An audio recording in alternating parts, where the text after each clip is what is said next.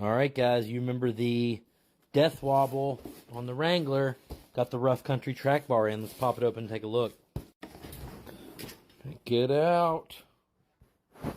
Ooh, must be some more down in there. All right, and there's the adjustable side. See, you got threads and a nut. It's going to thread into here. So, I'm a noob at this, guys, but from how I understand it, stock track bars should not be used with a lift. For one, they normally won't reach because they're not adjustable. Mine reached, but it's because the bolt that goes through this hole, they drilled a new hole like a couple inches to the right, and there's not much room. There's not a whole lot of material there to drill a bolt hole through, but apparently it was working. But this bushing is very sloppy in my stock bar. This one feels like it might be a little beefier too, and it's definitely heavier than I expected it to be. So this bar from Rough Country says it'll work. It's made to work with a 1 to 4.5 inch lift, I believe. So yeah, here in a little bit, get that Jeep jacked up and put this puppy in there and see if it saves the death wobble or not. Okay, guys, trying to install this new Rough Country track bar, and I remember why I hate working on vehicles. So I knew this bolt was going to be rusty and tough to get off. I had the correct size star. I put it in here. It was tight. I put a few different breaker bars on it and got the most perfect bite I could at the perfect angle, and stripped it right out. The bolt was just rusty. And yeah, so then I went and got a grinder and put a cutoff wheel in there and almost had the bolt severed and the cutoff wheel broke. So then I was trying to use a thicker grinding wheel because that's all I had, and it won't really fit up in there. So dug around my garage and found another cutoff wheel, and we're going to give it another go. But even if I get this bolt cut, then I've got to slide this whole piece forward and cut it on the back as well. Get this out of the way before I can even start to clean up the hole. Everything is just so rusty. Well, somehow he's done it.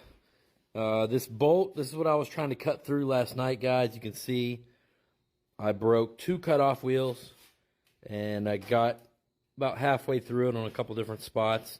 Mason somehow hammered it with a chisel or something and was able to get it turning, and even managed to salvage the nut. And I wouldn't be surprised if he does some kind of trick and like welds a different nut onto the front of this to reuse the bolt.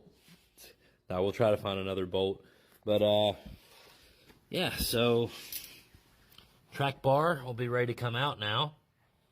Now we have to get this side out, which we got to start by removing that pin and then removing that nut, and then hope that separates somewhat easily. So guess we'll just get at it. Do you have a ball joint puller?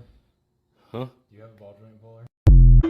All right, the old one's out. The ball joint didn't come apart too bad. The boot was destroyed and everything, so this all needed done. And you can tell this is the side that had the slop in it. It's just very sloppy. So, and now we've got the adjustable Rough Country, so now we can actually use the original mounting hole if we don't want to use the one they drilled. So we should be in way better shape, and as long as I can find a replacement bolt in the next few minutes, then we can actually take this down the road shortly and see if our death wobble's fixed. That's pretty exciting, right? Yeah. Yeah? Because if it's not, might just have to light old girl on fire. And the project continues. So we were able to get the Rough Country track bar on back in the original bolt hole it was supposed to be. There was 3 of us here, so we were able to just push over on the body to get that joint up in there. No problem there. Also took a grease gun hit all these grease points. Some of the boots had holes and stuff in them. The grease kind of popped out. But now we run into the issue of the wheels being straight and the steering wheel being completely turned to the left. So that'll be the next project to try to get that straightened up. Be a bit of an annoyance for a while.